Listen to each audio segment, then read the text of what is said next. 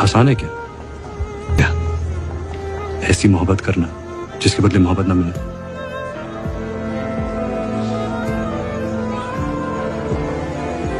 It's the most beautiful feeling in the world.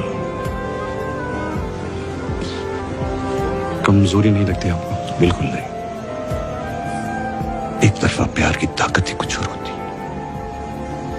और रिश्तों की तरह तो लोगों में नहीं पड़ती। सिर्फ मेरा हक है इस पे, सिर्फ मेरा। मुझे सबा से बेइंतहा मोहब्बत करने के लिए सबा की ही जरूरत नहीं। हो सकता है इससे कोई बेहतर इश्क, अगर बाजी इश्क की बाजी है तो जो चाहे लगा लो, डर कैसे? अगर जीत गए तो क्या कहना, अगर हारे भी तो बाजी मात नहीं।